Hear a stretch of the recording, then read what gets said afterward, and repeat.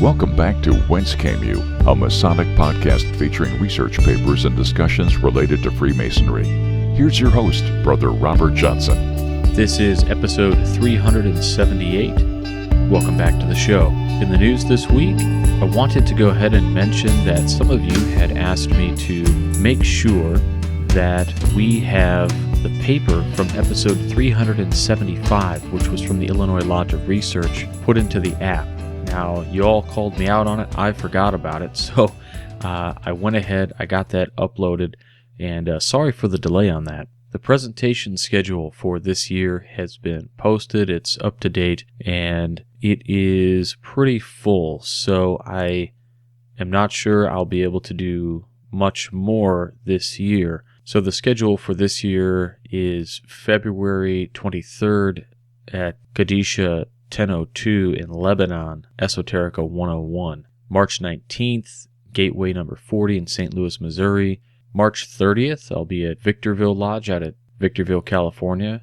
That's number 634. April 27th, I'll be at Ezekiel Bates in Attleboro, Massachusetts. And I am not speaking. I'm just going there to hang out and support my brothers of Ezekiel Bates and check out all of the awesome education. So if you don't know about that, type in your Google Ezekiel Bates Masonic Con and it'll come up. Just make sure you put in there 2019. May 27th, I'll be at Mount Zion chapter number 16 in Atlanta, Georgia. May 28th, the next day, I'll be at Gate City number 2 in Atlanta, Georgia. May 31st, I'll be at Lake Shore in Ohio. June 15th, I will be at the Mid-Atlantic Esotericon in Manassas Lodge 182 in Manassas, Virginia. I'll be doing the premiere of the Quantum Entanglement and Apotheosis, which is a brand new lecture, and it'll be the first time I've given that in a wide arena, so it should be really fun. June 22nd, going back to Georgia, I'm going to Alpharetta Lodge in Alpharetta, Georgia. We've got somewhere in the week of July 13th, whatever week that falls in, I'll be in LA. Details to follow. August 8th through the 11th, of course, Camp Masonry in Toledo, Ohio. It's going to be awesome. I can't wait to go. I had so much fun last year. Brother Jason Shammy has done an outstanding job. I believe all of the information to go to that event also is out, so I'll put that in the show notes, as well as Masonic Con and Esotericon. We'll put all those links in there. And then Santa Barbara 192, September 24th. And finally, October 3rd through the 5th, I'll be in Springfield, Illinois, Grand Lodge Sessions, not speaking, just hanging out.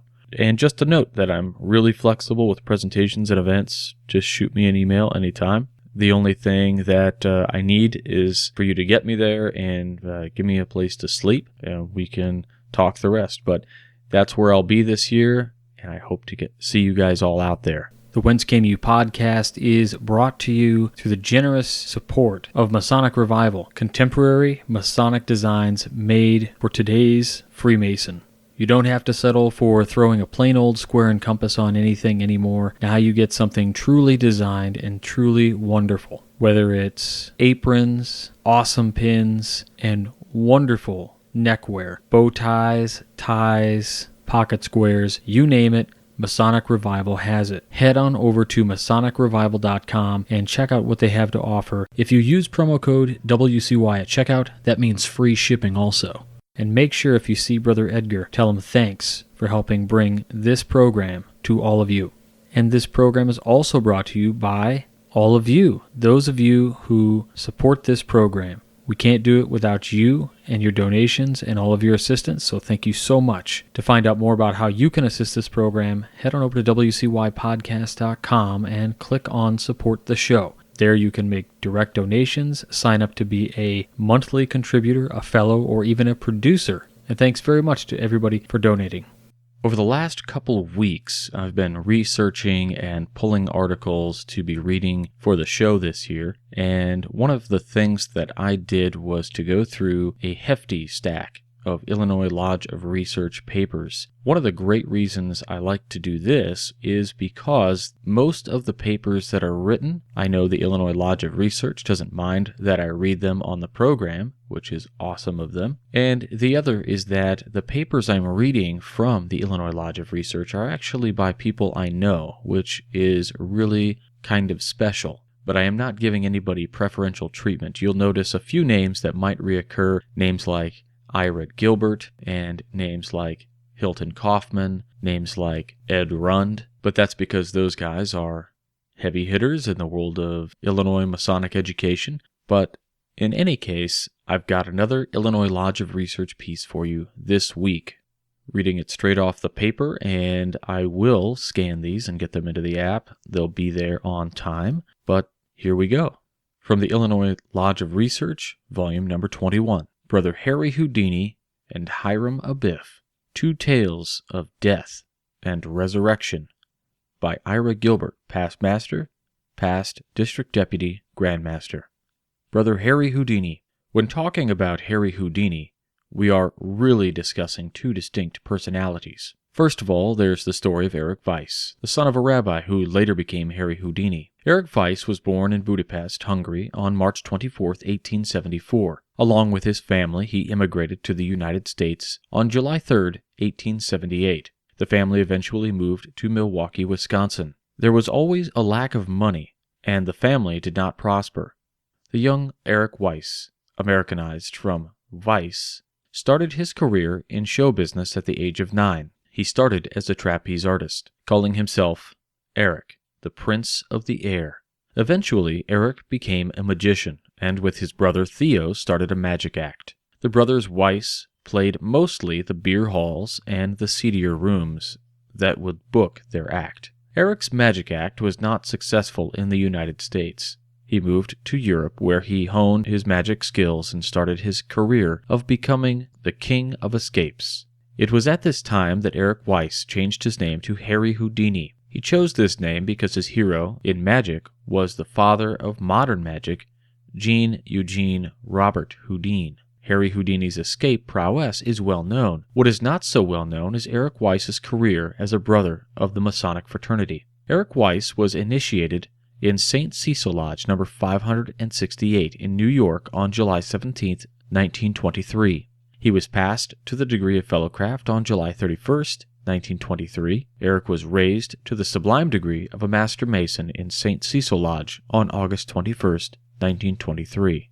Eric became a member of the Consistory in 1924. Eric was extremely pleased with his brotherhood in Masonry. As such, he wished to give back to the fraternity in return for what Freemasonry had given him. He showed his gratitude in part by giving a benefit performance for the Valley of New York. He filled the 4,000-seat auditorium in the Scottish Rite Cathedral, giving thousands of dollars to the Scottish Rite charities. Shortly before his death, in October of 1926, Brother Eric Weiss became a member of the Shrine in Mecca Temple.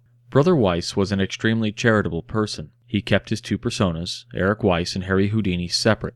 Eric, the son of a rabbi and a brother in Freemasonry, practiced the Masonic tenets of brotherly love, relief, and charity. He gave many benefit performances for hospitals and orphanages.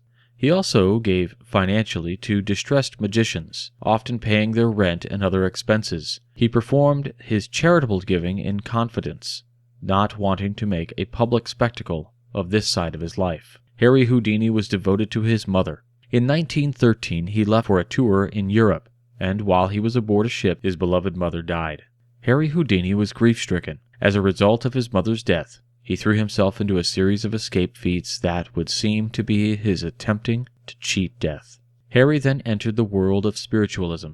Spiritualism may be defined as a belief that the conscious survives after death. Spirit mediums who purported to be able to make contact with the spirit world became extremely popular. Harry Houdini became a strong advocate of showing that the efforts of the spirit mediums to connect with the spirit after death were mere trickery.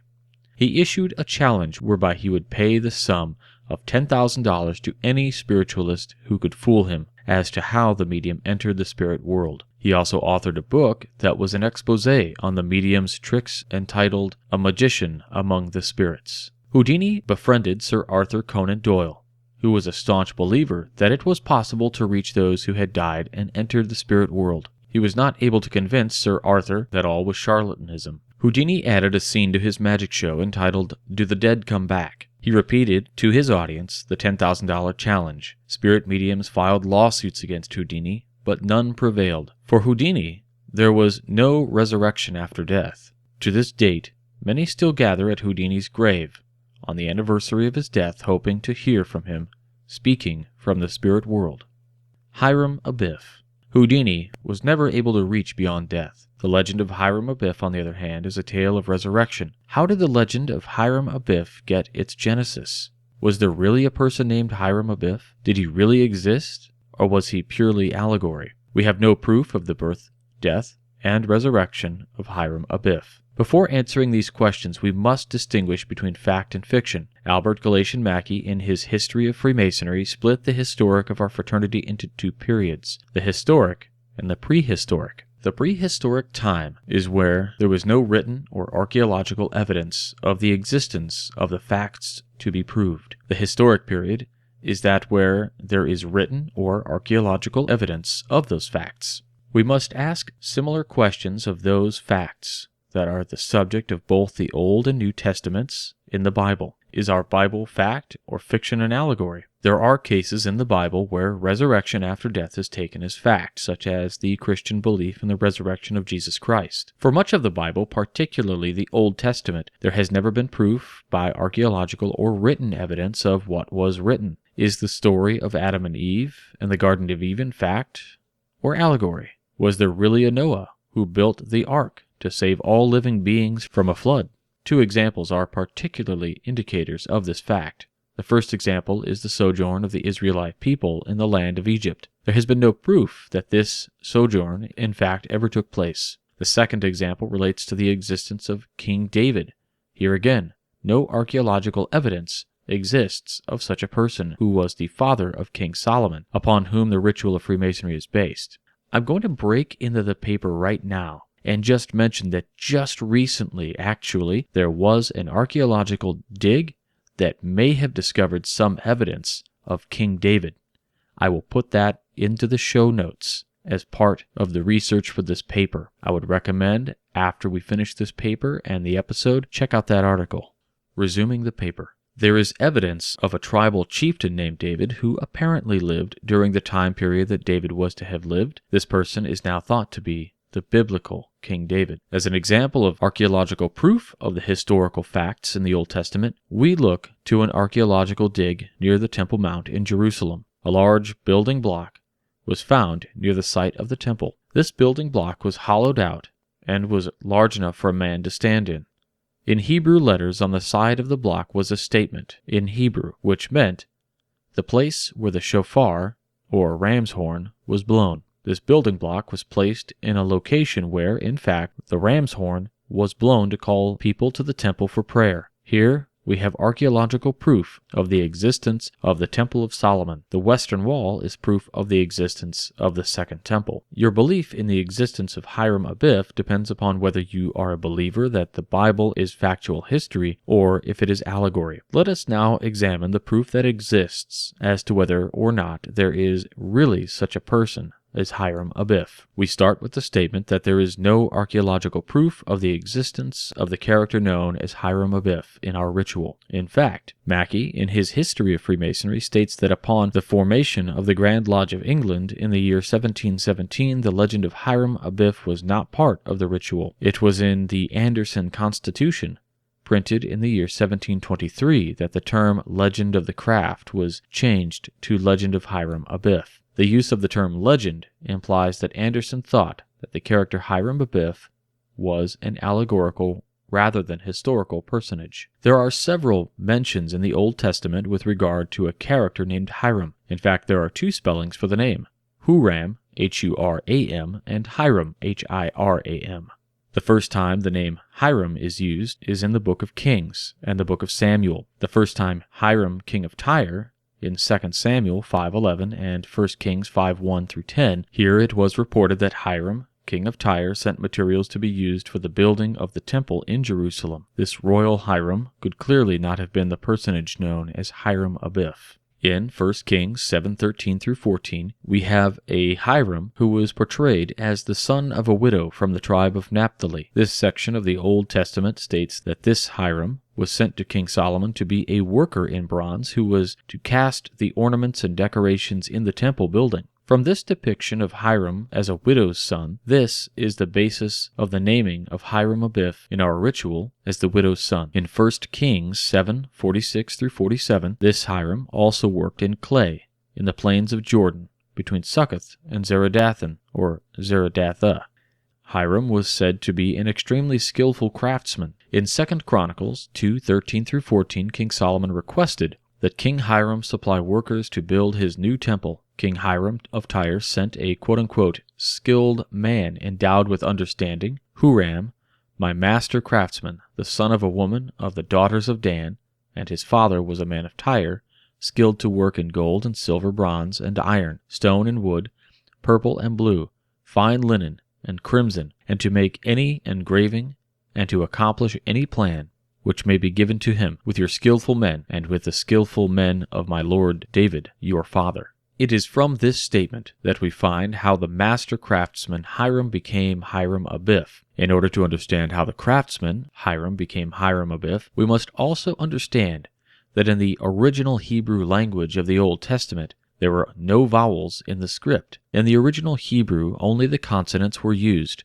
Thus, in the Bible of Hiram, the craftsman was written as Hwrmby, or Hiram Abi. In Hebrew, the word Av, or Ab, is translated as father. The father was also the master. The work Abi, or Abiff, is the possessive form in Hebrew. Thus, Hiram, my father, became Hiram, my master. This, then, is how Hiram the craftsman became Hiram Abiff. Some think that the Hebrew word Abiv, or Abiff, is translated as his father. In the ritual of our fraternity, we read of the murder of Hiram Abiff and his resurrection to life. In order to comprehend how a deceased human being can return from the grave, we have to go back to the original premise of whether the story is fact or allegory. It is my belief that the account of the resurrection of Hiram Abiff is in fact allegory. There is a statement that, quote-unquote, the good a man does lives after him, the bad is interred with his bones. If Hiram Abiff lived according to our Masonic teachings, then his exemplary life would have survived his untimely death. Here, then, is where the ritual must be viewed as a teaching tool, where it is explained that to live a Masonic life is to ensure that the Masonic being will continue to live on. Harry Houdini was unable to find proof that there was a life beyond death. Perhaps he was misguided in his search. He should have been satisfied that the lifestyle of his beloved mother, for whom he explored, lived in the legacy of her sons and her life. If we use this frame of reference, then there is truly an existence beyond the grave. This is the lesson to be learned from the legend of Hiram Abiff. Again, this was by Brother Ira Gilbert. And I should mention, Brother Ira Gilbert is a fascinating individual.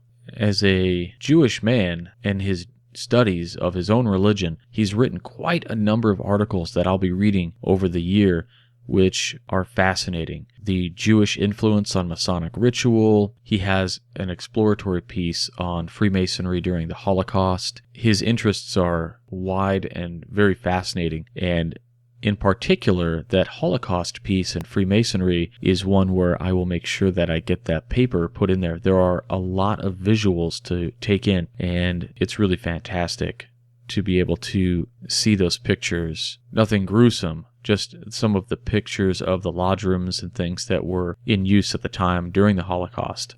Now, some people may be listening to this and don't know where to get these papers. Now, I don't put links to them in the show notes. They're actually embedded within the show's application, or the show's app.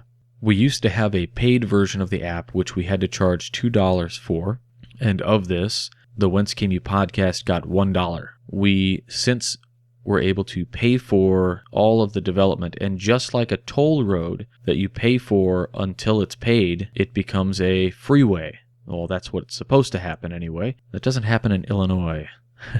But anyway, with this particular platform now, it's free. I got rid of the payment option. I moved it to a different platform. And so if you want the app, What you have to do is go on your smartphone, whether you're on Android software or you're on iOS. You're going to go to either the App Store or the Google Play Store, and you're going to download the Podcast Source application. Once you have that, you're going to launch it, and you'll click the search button, look for Whence Came You, and then add that to your shows. And then you'll see all of the bonus features like wallpapers for your mobile device, which are Masonic themed, and also the papers that we read on the show when we are able to do that. Now comes the point in the show where I ask you to help support this show. How do we do that? Well, we have a bunch of different ways to do that today. If you head on over to wcypodcast.com, you can click on direct donation through PayPal, which we briefly touched on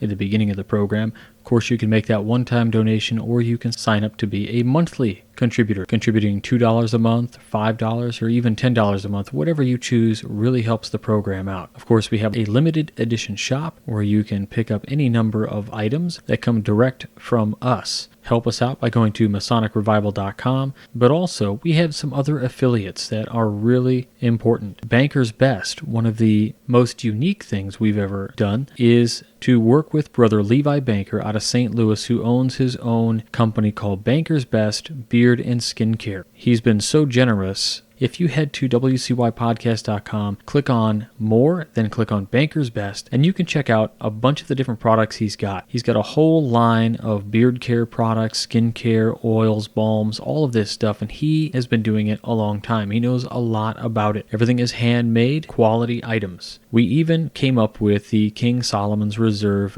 Beard Balm, which is a few years old now, but remains one of the great products that he still offers. Even the artwork on the bottle was done by a brother. The nice thing about this particular product is 50% of the proceeds come back to the program. If you're a history guy like me, then you'll be pleased to know that what makes the beard oil and balm very special is that it was made utilizing the fragrances specific to the exports of King Solomon's time and location, which is amazing. So black fig and honey is the formula. Luxurious scent, as Levi says, truly fit for our first Grand Master. If you use the promo code BBWCY357 at checkout, you'll also get a little bit of a percentage off. Please check that out. Banker's Best, or just head on over to buybankersbest.com. We also have a code with On It. You can go to our website, click on More, then go to On It, and you can click through any of the links here, or just go to onit.com and use the promo code WCY at checkout. You'll get 10% off, and they'll send a little bit back to the program to help us out. And of course, it's business time.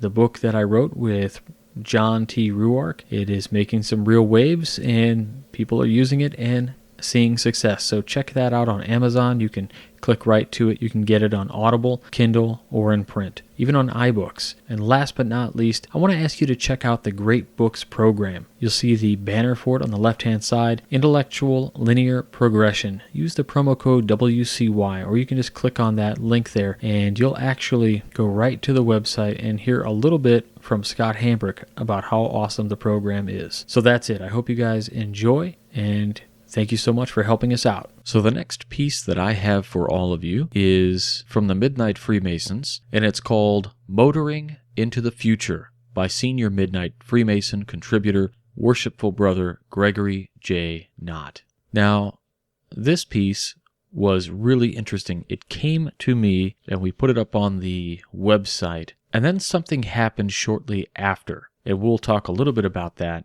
after we read this piece. Motoring into the Future by Senior Midnight Freemason contributor, Worshipful Brother Gregory J. Knott. I was surfing Facebook on Friday night while awaiting Snowmageddon to come through East Central Illinois when I saw an advertisement for Harley-Davidson. I have long admired Harley-Davidson for their innovative products and capturing what I consider the true spirit of an American company. This ad caught my attention because the bike that Harley-Davidson was promoting was vastly different than anything I had seen before. Generally, when you think of Harley-Davidson motorcycles, what comes to mind is the big bikes that are often customized by their riders. These have been the backbone of Harley-Davidson's business for decades. But this new bike was not anything like the traditional Harley-Davidson products. The Facebook post said, quote, Although we're still committed to staying a leader in heavyweight touring and cruisers, we're working to develop new ways to reach even more riders, like our lightweight electric concepts." End quote. As younger generations have come of age, they are not buying as many Harley-Davidsons as their parents and grandparents did. Harley-Davidson has had 4 straight years of declining sales. In 2017, they had a 10% drop in sales of motorcycles. Numbers like this are simply not sustainable if the company is to survive. Recognizing their problems, Harley-Davidson has decided to develop and enter into the electric motorcycle market. Harley-Davidson has a goal of adding 2 million new riders in the United States over the coming decade.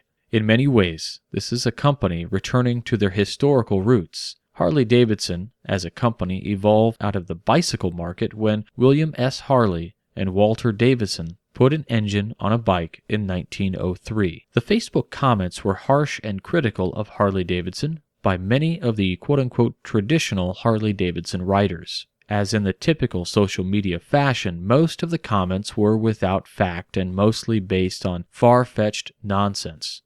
Many didn't want anything to change and felt that Harley-Davidson was losing their mind by trying to do something different. Harley-Davidson, though, is facing reality head-on. They are balancing new ventures while staying true to their more recent traditional markets of the bigger bikes. Company leaders know if they do not change and adapt to the current market conditions, they will be out of business, period. Simply trying to hang on to their legacy will not be the means to a bright future. Sound familiar? Gregory J. Knott. Now, I think there's something to be said there. Well, really something that doesn't need to be said. I think we've all made that parallel. As we're reading, we're thinking about the innovations and how can we do things and what's acceptable and hanging on to tradition while maybe moving in a new direction while holding on to the traditions. That's the way that we stay on top, right? We need to stay relevant.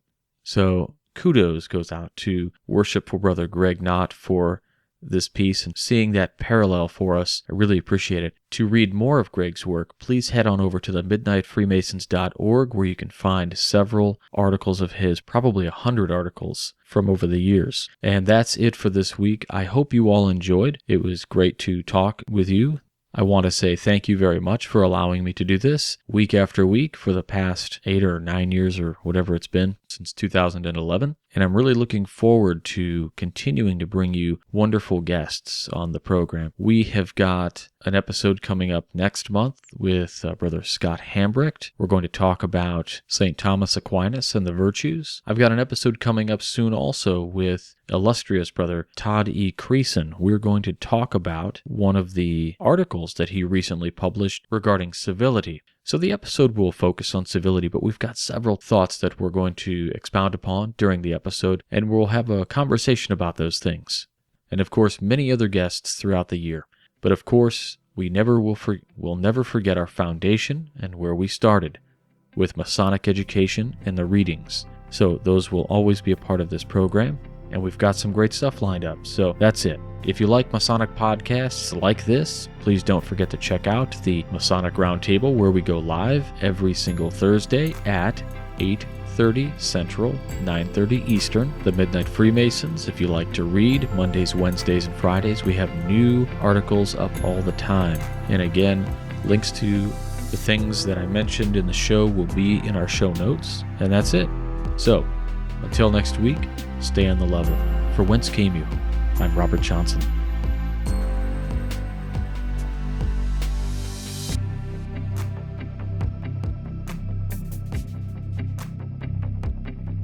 You've been listening to Whence Came You, a Masonic podcast featuring research papers and discussions related to Freemasonry with your host, Brother Robert Johnson.